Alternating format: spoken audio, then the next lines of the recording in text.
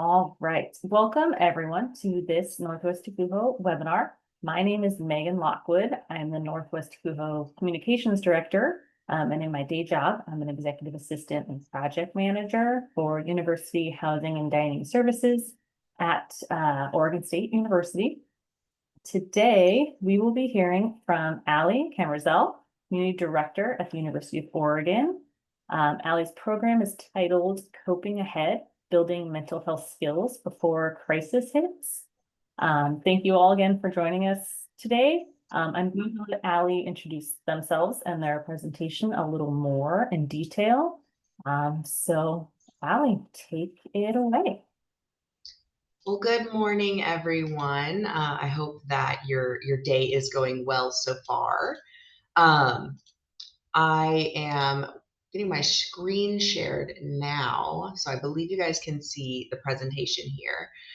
So I wanted to do this presentation because something that I have noticed working both in the mental health field and within residence life is that people struggle with coping skills. People of all ages struggle with coping skills. And regardless of where they're at in life or what they're going through, it's something that you bring up to someone's like, so what are your coping skills? And you almost get this deer in a headlights look back because they're what do you even mean? What is a coping skill? How would I use that when something is happening? Because once you're in a position of crisis hitting, your brain is no longer capable of engaging as it normally does as far as communication goes, rational decision making. All of these things kind of get put on pause.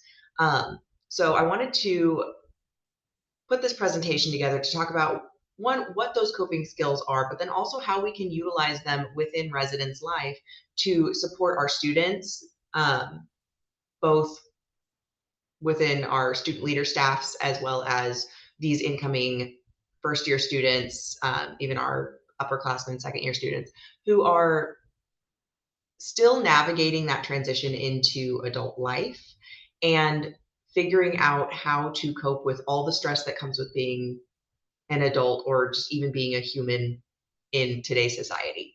So jumping on in, a quick introduction of who I am and why you should theoretically listen to me for the next sort of hour. So I did admittedly get a bachelor's in professional media, which is completely unrelated about 10 years ago. That's not important to today's discussion, so we're just going to kind of move on. I'm currently working on my master's and completing the final semester of study and practice in clinical mental health counseling from the University of Oklahoma. I should be graduating in December, fingers crossed. I started this program around, thank you, Ben, around 2022. That was also about the same time that I returned to residence life at the University of Kansas. And, you know, like many res life professionals, I was also an RA during my undergraduate years. I did deviate for several years after graduation, but then I came back right around COVID. And I stayed at the University of Kansas for about a year and came to the University of Oregon, where I have now been for the last 2 going on 3 years. In addition to the work I do on campus, I am also a intern at Lane County Behavioral Health here in Eugene, Oregon. I do some work with their mobile crisis team. I also do individual counseling and group counseling. I currently am the counselor for about 20 individual adults and young adults, and then I run 2 group counseling sessions each week. So quick overview of what we're going to go over today. So one, we're going to talk about science for a little bit, because I feel like in order to really understand what coping skills are and why we need them and how we can support our students using these coping skills, I feel like you need to understand where the brain is at. And then looking inward to define how those coping skills can support you in your day-to-day life as a professional staff, because God knows we deal with about every stressor imaginable.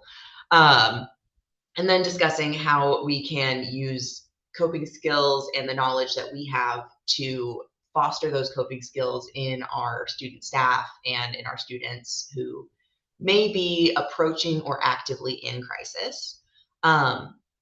And then I also have put together a few examples of coping skills that you can add to your own personal toolbox and take with you and hopefully use to support your communities. So starting with just a general definition of coping, it does feel hard to define. I will say it's not magic, it's not pseudoscience. It is evidence-backed tools for managing that altered, elevated state within your nervous system. We use these coping skills to find balance within our nervous system between current stressors, natural survival instincts, and learned trauma responses that just start to tack onto ourselves throughout life and whenever crazy stuff happens.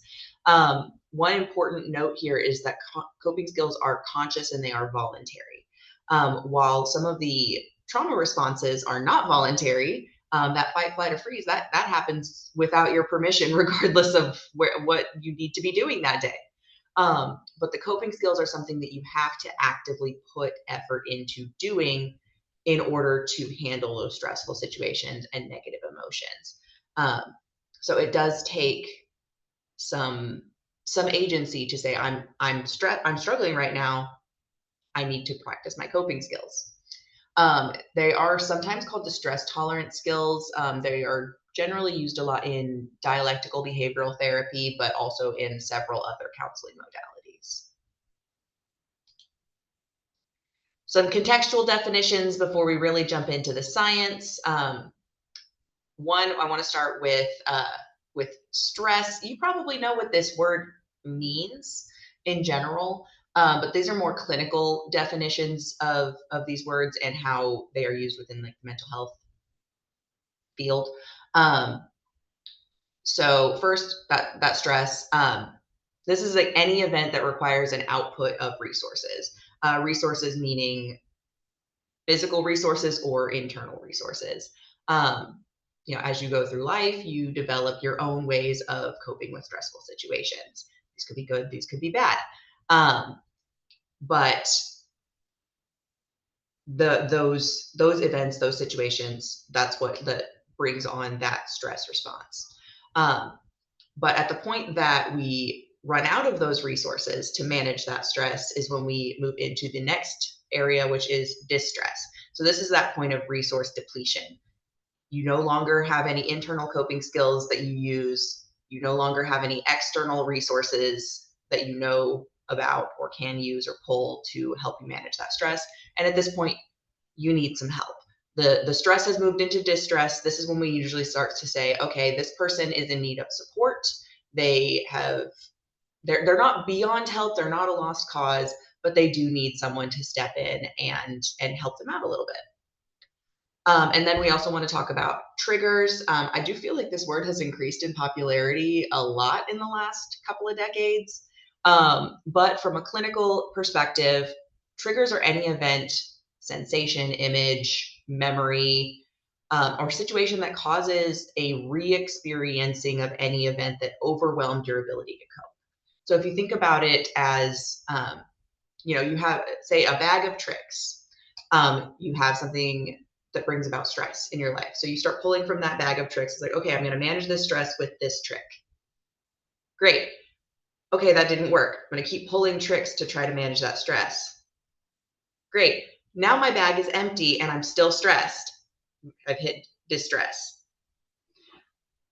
Once I've managed that situation, that event where I had hit that point of distress, that resource depletion, can be re-triggered, re-experienced after, because it's your body's way of reliving that trauma, trying to protect you in the event that something in the present is queuing up that trauma, that level of distress again.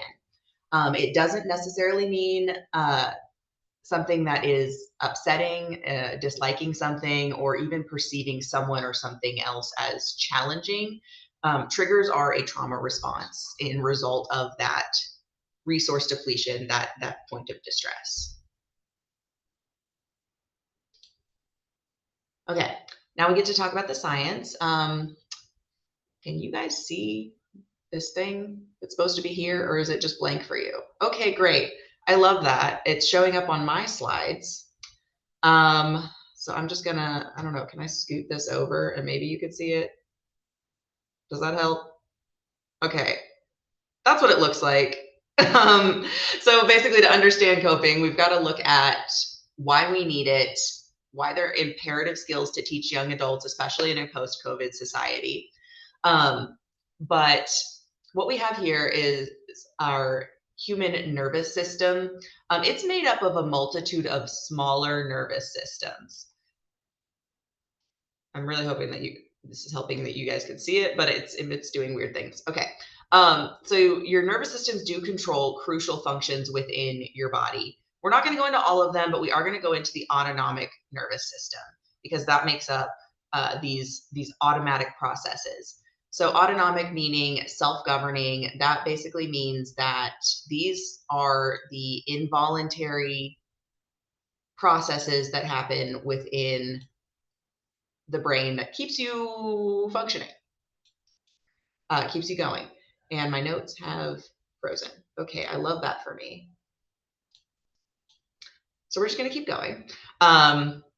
So we'll dive into these two here, the sympathetic nervous system and the parasympathetic nervous system, to discuss how these two work in tandem to respond to emotional triggers and that trauma response.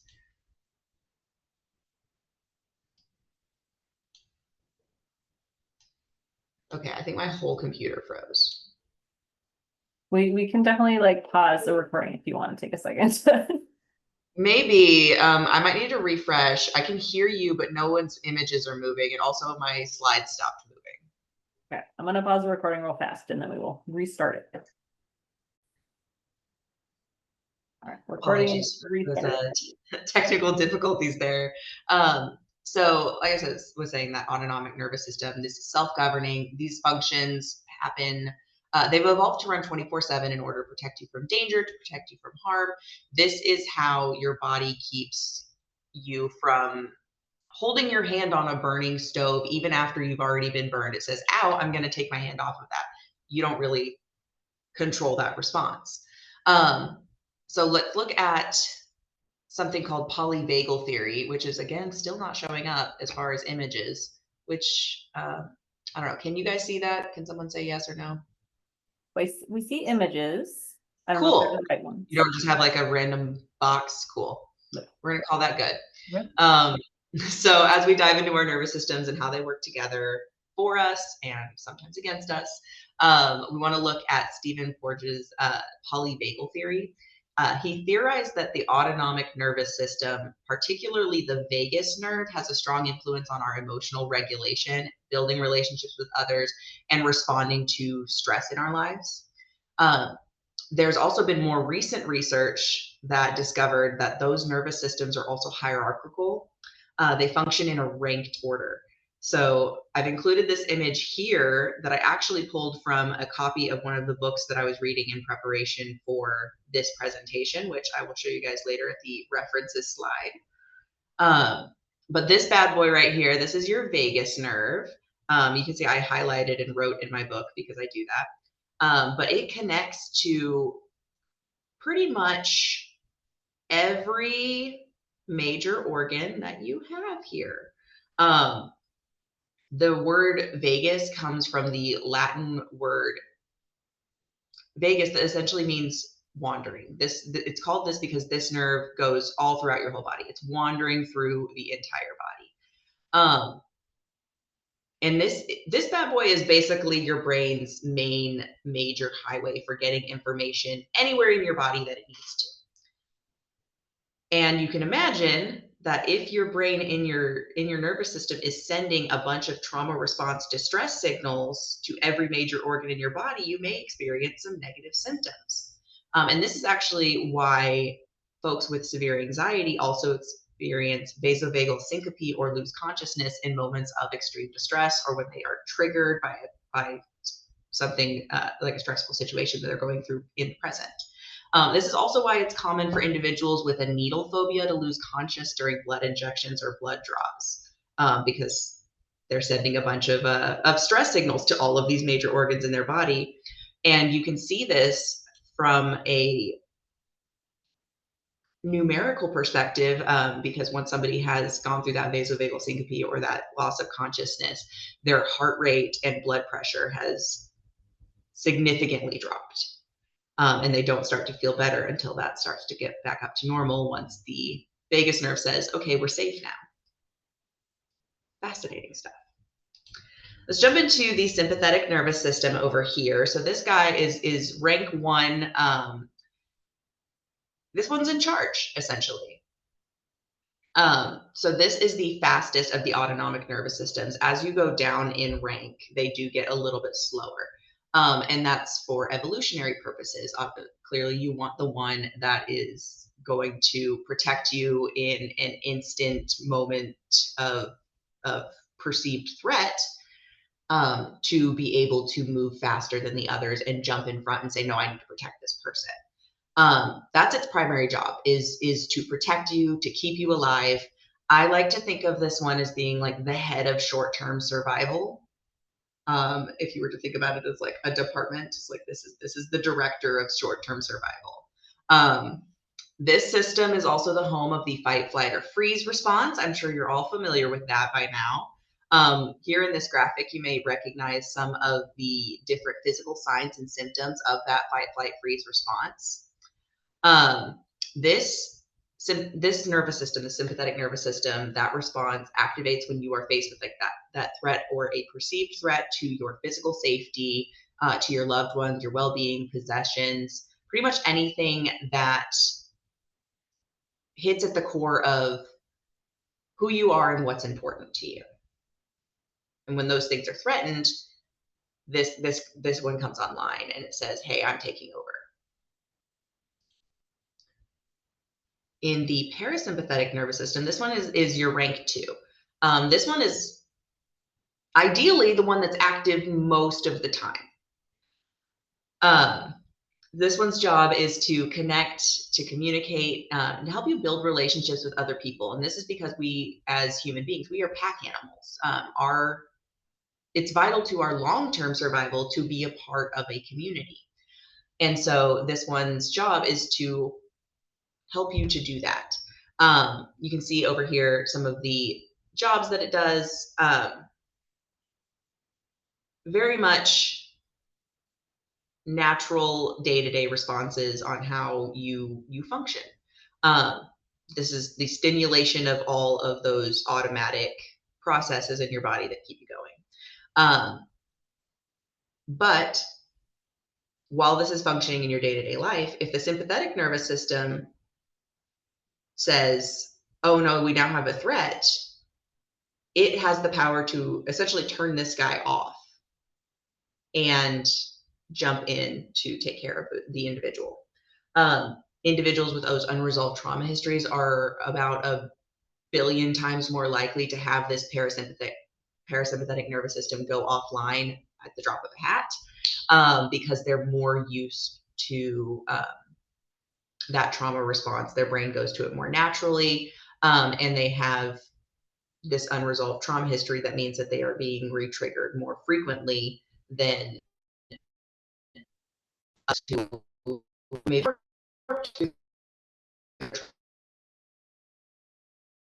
trauma. That process of the able to shut down sympathetic nervous system over is called myelination. It allows for that faster internal message sending from the sympathetic nervous system to the parts of the brain, the parts of the body that need that immediate fight, flight, freeze response. And once that sympathetic nervous system says, okay, we're safe, it allows for the parasympathetic nervous system to come back online. The significant difference here between this parasympathetic nervous system and the sympathetic nervous system is the sympathetic nervous system never fully goes offline. It's always kind of running like a background application in a computer because it's almost like humming in the corner, like the bouncer at a club. It's waiting for something to happen to jump in and say, no, I'm taking over. And so, as you can imagine, the two are kind of in a fight for control, a little bit of tug of war happening. The sympathetic nervous system is adamant that they need to protect this person at all costs from any real or perceived threats of danger.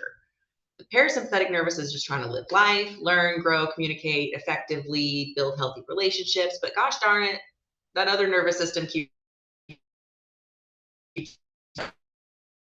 getting away.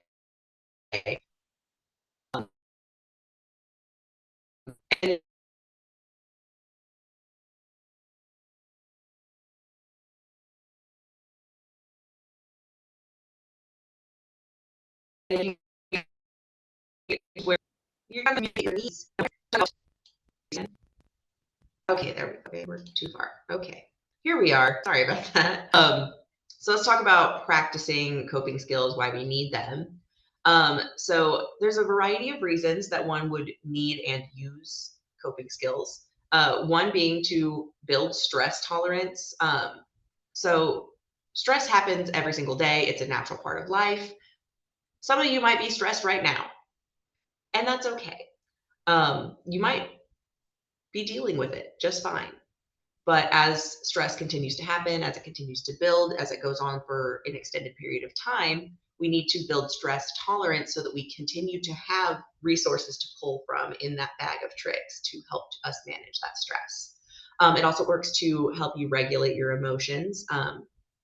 We work with young adults. I'm sure that we have seen our lovely students be faced with a stressful situation and respond in a completely unhelpful way. And a lot of that is because they're still learning those emotional regulation skills. It supports your mental well-being. It is probably one of the best things that you can add to your self-care regimen.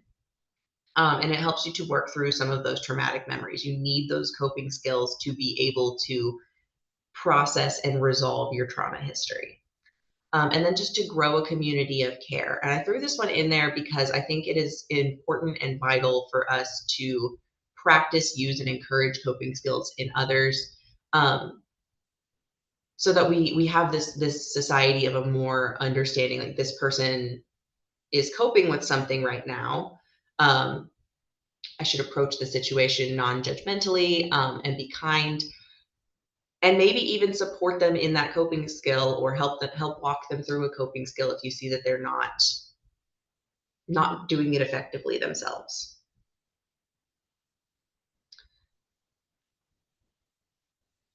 Now we're going to talk next about specific coping skills. Now that we know what it is, we understand why it's necessary and vital.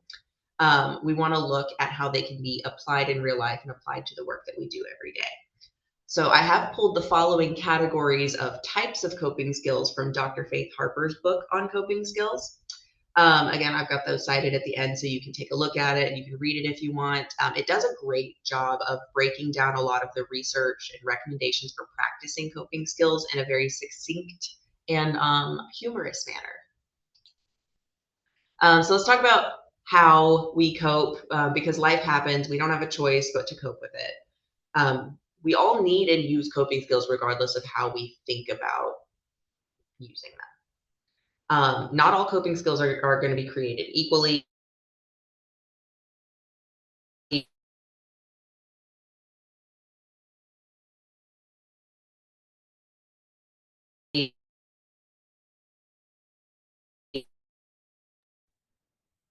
Allie, I don't know if you can hear me. I'm sorry to interrupt you as well if you're talking, but you're cutting out a lot, and I wonder if you might want to turn your video off to see if that helps. So sorry.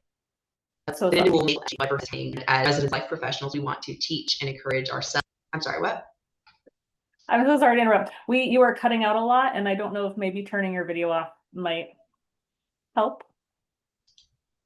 That's okay. You still need to see me. It's fine. I'm so sorry. No, you're good. You're good. Thanks for telling me. So you said I was cutting off a lot. Essentially what I was just saying is, like, not all of our coping skills are created equally. We all cope naturally. without even thinking about it. As life happens, as stress happens, we develop both positive and negative coping skills to handle it. So we've all seen people who have difficult trauma histories, and they may have turned to substance use or self-harm to cope. That is coping. They are making an intentional, active effort to mitigate the stress at a point in their lives and avoid that area of distress. And as professionals, we want to encourage our peers, ourselves, the students that we work with, to engage in those positive coping skills rather than negative ones. And maybe they do already. But as I mentioned briefly early at the beginning of this session, is I've worked with many a client in therapy of all ages, and I'll ask them, what are your coping skills? How do you work through moments of stress? And I am only met with the very confused and panicked stare, because they don't actually know how to define what coping is, or how they intentionally work through stress. So I want to break down what those coping skills are, not super in depth just for time, but enough to help you identify what they do and how they work through stressful situations, and how you can potentially walk someone through one of those skills. So I mentioned earlier just like the concept of your own toolbox. So I'll go into those specific types of coping skills, as well as specific coping skills that you can use, and add them to your own personal toolbox. I did make a list here of a few positive and negative coping skills. Things that you may already be using, say in your offices, like having fidget toys for people to mess with whenever you're having a meeting or a hard conversation. These are great ones, very helpful. I keep a basket of fidget toys that I take with me to even our RA training, which happens in a couple of weeks. Fingers crossed that it goes well. But let's go ahead and jump into what all of these different categories are and how you can use them in your day-to-day life. So the first one, we're going to call these live through this coping skills. I say we, I mean Dr. Faith Harper. I did take these categories from her. So this is going to be your immediate emotional regulation category. So these come in handy when stress shows up. So remember that distress doesn't occur until those coping resources have depleted. So to keep us out of that distress zone, we want to use these coping skills to get through a stressful situation. Excuse me. So this category is kind of a catch-all for the ways that we manage our emotional activation, our response to whatever stressors we encounter every day. And ideally, a person has learned to use positive coping skills to help them through tough times, but many of them may have negative coping skills. And this use of those negative skills does increase the likelihood that they will develop substance use disorders or engage in other problematic behaviors. So what separates this category from the others is that these skills don't actually do anything to unpack the trauma. We're not resolving anything. These skills simply work to regulate that trauma response and allow the parasympathetic nervous system to come back online, start to feel calm enough to move forward. This kind of skill will most likely show up most often within the conduct and care elements of our work. Our students live entire lives that they're coping with every day that we don't see. So having your toolbox of these kinds of skills can help you jump into that situation, walk them through, like, let's do this breathing exercise. Let's try this intervention to help you regulate this trauma response and get back on a level of calmness, that you are able to more effectively communicate, engage with others, and get those needs met so that you are no longer in a state of distress. So first of these types of skills, we have our grounding techniques. You've probably heard about these a billion times, and that's because they are really easy, they're simple, and they work. And a bonus, they're also incredibly portable and they're free. So what they do is they work by taking all that gross anxiety and that stress that's spinning around in your head and refocusing your attention to your current situation, the space you're in, sensations you're feeling in the here and now. A common one of these grounding techniques is developing self-affirmations, repeating those to yourself verbally. This connects to a part of your brain that says, it's almost declarative memory. You are declaring this thing, whether it be like, I am strong, or I am capable enough to make it through this situation, or I've made it through worse and I've got this. This is a way of getting your brain to bolster itself, essentially. Outside of mental grounding, there's also physical grounding. This is really, really helpful if someone needs a more tangible deactivation technique. They need help getting out of their head and back into their body, because whatever's going on that is a stressor is making it too loud up in your brain to really even be able to understand and listen to what's going on. So any activity that increases your awareness to your body can work, whether it be jumping in place, doing planks, taking a walk, any of that can work. But an easy one that you can do in a moment of, like, say, on-call crisis response is to walk someone through a 4x4 or square breathing technique. So this is used a lot actually with Navy SEALs. So with this one, you would instruct either yourself or another person to breathe in for 4 seconds, to hold that breath for 4 seconds, exhale for 4 seconds, and then hold that exhale for 4 seconds. And then you repeat that cycle a minimum of 4 times, which might feel silly, might feel like a lot in the moment, but it does help to call attention to the breath and to keep someone from hopefully not hyperventilating, which brings me to an important point with this skill in particular, is that you want to instruct someone to breathe into their belly. So when you think about breathing, or even focus on your own breathing now, is like, when you inhale, does your chest rise and fall, or does your stomach rise and fall? And so you want to encourage them to do that. Belly, their stomach is rising. If they do that, headness, further anxiety, and stress, and some of that hyperventilation. So I would actually say, if you're in that moment of feeling stressed, try this one yourself and see how it helps you calm down. Like I said, a minimum of 4 times. You can do more, but I would say don't do less. The next one we're going to talk about is your internal judo coping skills. So these skills work to evaluate our internal responses, those thoughts and those feelings, and start to unpack them a little bit. Even if fully unpacking them isn't possible in a moment of stress, these skills work to create just enough wiggle room that you can continue to breathe and function and go about your day-to-day life. They probably will feel like the most woo-woo of all the skills, the least tangible, and that's because they generally do happen internally, but they do have a great impact. So one of the skills that are on the screen here you probably are most familiar with is prayer and meditation, and it probably feels like the most weird, icky, off-limits one to utilize, and that's because of its natural tie to religion and spirituality, which doesn't generally play into our day-to-day professional life. Now, that's completely normal, but we can't ignore the positive correlation between someone's individual mental health and their spirituality. We've seen it over and over and over again in data. We really cannot ignore that spirituality has significant impact on so many people's mental health, and it is a coping skill or coping element that can help them get through really hard times.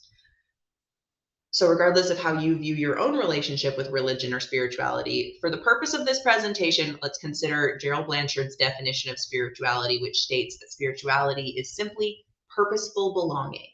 I think that's why when I've asked folks about, like, what it is about their church or their religion that continues to bring them back, and a lot of it is that element of fellowship and that coming together with a congregation of people who believe something similar and can share in that belief. So for prayer, consider for a moment that this skill is talking to. And talking to can look like talking to ourselves or an entity that is bigger than ourselves. Just like in therapy, talking through situations can be incredibly powerful. It can help us to be more aware of our thoughts and our feelings and how we are responding to situations every day. In a moment of prayer, you are simply talking to yourself. Now, in that moment, maybe you are talking to an entity that you believe in that is outside of yourself. But as far as I know, they're not talking back. So you are talking through these things in your life that are impacting you. With meditation, it's going to be the opposite side of that. Here, you're listening to. Your goal here is to quiet down your mind enough to really hear and understand what's going on. Our brains do this really great thing where they create all of this chatter, this back and forth. And your goal here is to calm that chatter down, just to listen to your mind and your body without arguing back. In this point, you're just listening, you're accepting what's going on in your mind and saying, this is okay. I'm going to sit here and let my brain be quiet. Escapism is another skill that is probably confused for something more negative. But when we talk about escapism here, we don't mean you're running from your problems. It's more of an intentional effort to move to another space in a mental or emotional way. This is often most easily accomplished through guided imagery exercises, sometimes listening to music or watching a comfort show, really any activity that allows you to soothe your natural response and avoid getting trapped in a nasty cycle of emotionally charged negative thoughts. I'm not going to spend too much time on self-compassion. I think we've all heard that you have to care for yourself before you care for others. But a big point here to consider is to consider that your situation could happen from an outside perspective. So for example, if what's happening to you right now were happening to your best friend, how would you treat them? Would you have the same critical eyes you're treating yourself with? Or would you respond more with compassion and understanding and care because that's your best friend and they're going through a hard time? But lastly, we want to talk about that curiosity and neutrality. So this one is probably one of the hardest to effectively do. Approaching life with curiosity and neutrality is difficult because we are naturally emotional creatures. But that approach does shut up that internal judge and jury. In this point of curiosity, you're approaching a question or a situation with, wow, I wonder where this is coming from, and analyzing our own thoughts, feelings, and behaviors. So at this point, you're looking for clues to explain what's going on. You're approaching this as your own internal detective. And that neutrality is a mental shifting exercise that really helps with all behaviors and intentions, but it really works to focus in on your own behaviors and intentions. You're not looking at your situation or your response as good or bad. It just is. It exists and you're going to get through it. You're going to work through it. You don't have to necessarily take ownership of what's happening to you or happening around you. It's not necessarily there to make your life difficult or to repay your karmic debt, positive or negative.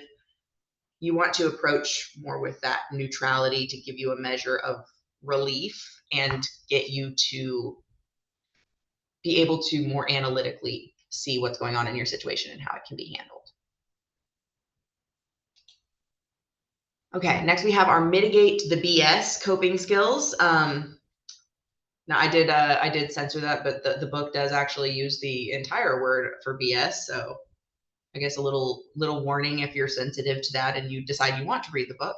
But these are going to be your behavioral coping skills. These are active, practical things that you can do to manage and improve your stress tolerance. So you're going for pragmatic action that can help you to work through whatever is happening in your day-to-day life. So the first one that I've put on here is a self-care ladder. This is something that has actually helped me a lot in the last couple of weeks. So I wanted to utilize these in my own life too. Um, but essentially, so imagine you can do this either on a worksheet of a ladder, or you can do this in your mind. But essentially, give yourself a moment to think about all the things that you do in your day that could be considered self-care. These are the things that are helping you to build structure within your own chaos. Um, so what you would essentially do is take all of those steps, those things that you do to help you mitigate stress on a day-to-day life, day-to-day, take care of yourself, and support your own ability to cope. So think of each of those strategies, those things that you do, as rungs on a ladder. Think about your daily routine. You're listing them in sequential order, moving up the ladder. And then you see that ladder is like, this is your list of what's important to you. These steps may not be important to someone else's day, but they're vastly important to yours. And then you imagine moving up this ladder. Every rung is a different thing that you're doing to take care of yourself. And if you miss a rung, or you start pulling those rungs out, it's like, I don't actually need this. Well, then your ladder's not going to be as stable as it might have been before. So this is a great visualization exercise to do just on your own or with your student staff. I think it would be very helpful in helping them to manage the stress of their own roles and understand how to best build those boundaries that are imperative to the work that we do. And next is a grenade test. So this is one that I think talking with our students who are experiencing roommate conflicts is really helpful, that we can teach them.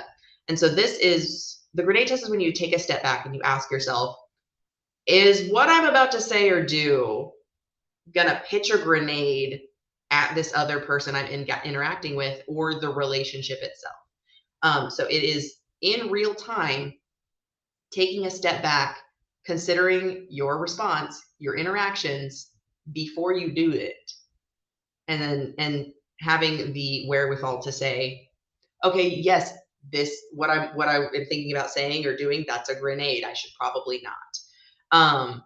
Now, the important thing about this skill is it's not necessarily about allowing bad behavior to continue. What it is about is not retaliating. So if someone throws a grenade at you, you put the pin back in and you hand it back and say, no, thank you. So you're still maintaining your boundaries. You're not allowing that bad behavior, not allowing someone to treat you like crap.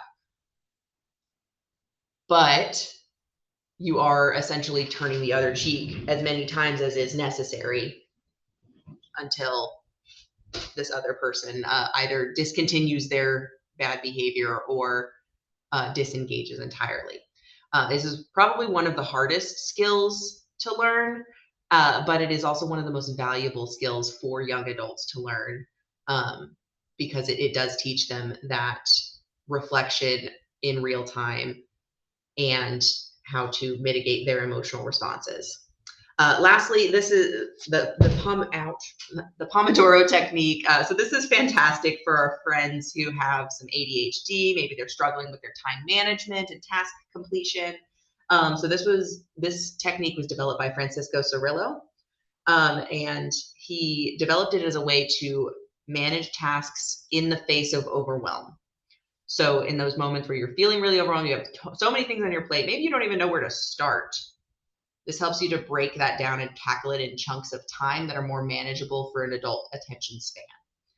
So I believe when he originally created it, he grabbed one of those little kitchen timers that looks like a tomato. But this could be done with your phone. There's also several apps, I think, that can force your phone into like a locked down mode where you can't look at it for a certain amount of time while you're working on something else. But you set a timer for 25 minutes and you work, and then you take a 5-minute break, and that's a Pomodoro cycle. Then you do 4 Pomodoro cycles and you can take a longer break. So with this skill, you are working on training yourself to better focus and to work on your concentration and time management by working in sprints rather than marathons with those built-in breaks, so that you can maintain motivation of like, oh, okay, I only have to do this for 10 more minutes and then I get a break. Or I'm on my 4th cycle, I'm almost finished, and then I get to take a longer break. And maybe I'll go like take a short walk, or it helps to break up those large tasks into small chunks. So you're still getting a chance to feel accomplished because you got something done in that 25 minutes, but you're giving your brain a little bit of a break so you don't get burnt out. And this is going to be our find the pony skills. So this was an interesting metaphor. I had to look into why is it called this find the pony skill. That didn't make sense to me. So this is based on the idea of those people who fall into an absolute pile of crap. Like they are struggling. They have had every bad thing in life happen to them in the last 20 minutes. And yet they still manage to find the good in their situation. They find the pony. So they're taking the reality of that situation. They're wringing out whatever good they can from it. So this set of skills is essentially about finding greater meaning. And I put a quote in here from Dr. Harper saying, finding greater meaning in horrible circumstances allows you to transcend your current environment and leave the world a better place through your advocacy and action. Absolutely love that quote. And it really ties into the core of logotherapy from Viktor Frankl, who stated that finding meaning is a fundamental part of your emotional healing. You have to be able to have a why in order to engage with a how. So a few different skills in this category. One is creation. Just put something into the world that didn't exist before. So this is where a lot of art therapy can come into play. Like you are making something, you are creating something that wasn't there before without you. The next is going to be the tombstone test, which is a bit more of it's an easy task, but with a more complicated answer. Does a lot of reflection and redesign of yourself.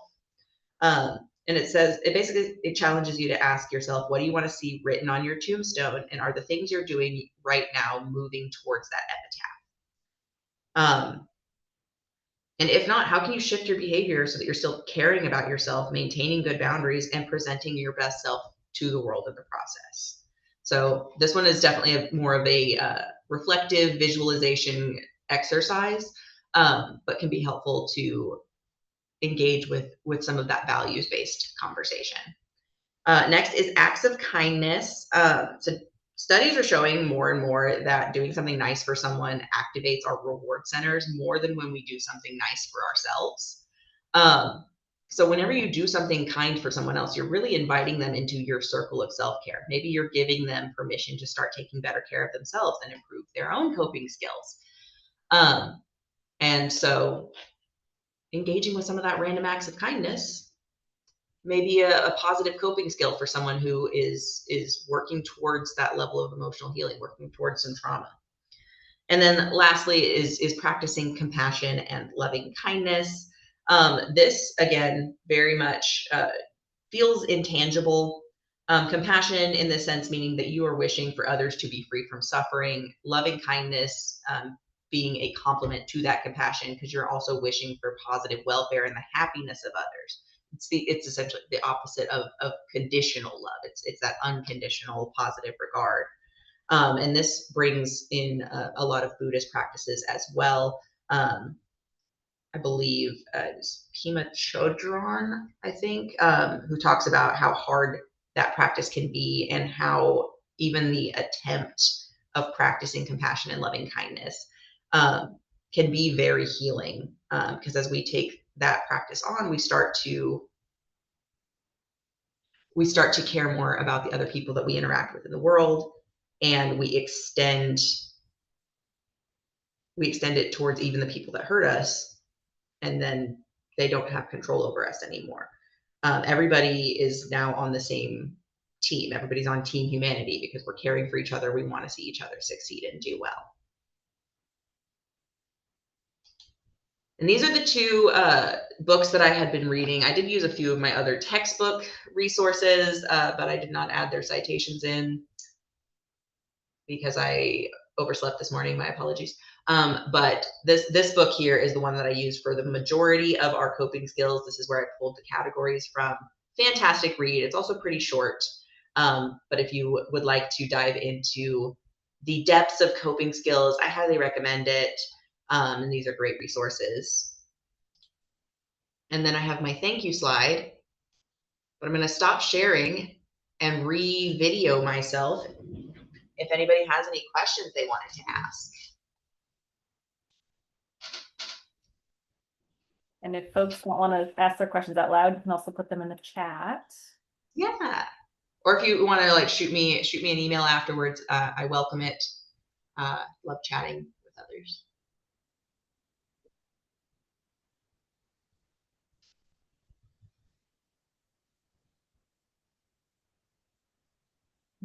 Question? Hi, Allie. This is Ben.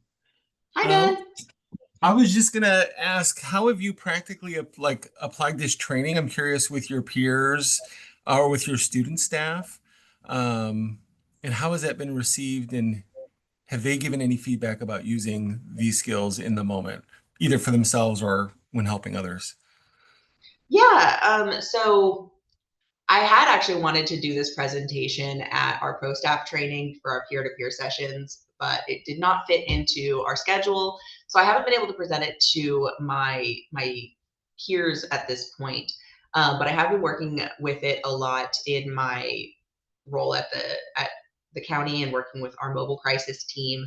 And I have gotten some pretty positive feedback from those who have been experiencing crisis and have gotten support working through it. Even with some of the breathing exercise, the 4x4, individual calls 988, and we were able to walk them through this breathing exercise, get them back to a point of calm, and they no longer felt like they needed to kill themselves after that. You know, we got them through that point of crisis and more into a point that they could seek help. And as far as working with my student staff, so I am about to welcome back a team of 14, and I am going to be presenting a similar presentation that is more geared towards those immediate coping skills and co-regulating with residents who are in crisis to kind of help bring them back to a baseline. So I'll be presenting that at our RA training to our entire cohort of RAs. And so this will be honestly kind of a new experience for them to engage fully with coping skills as a strategy for supporting themselves and their peers.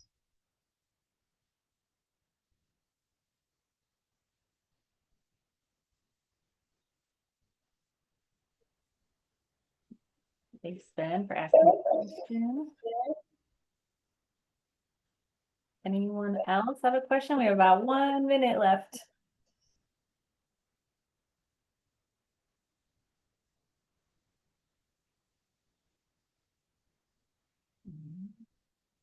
Well, as Allie said, it sounds like you're open to taking some questions via email.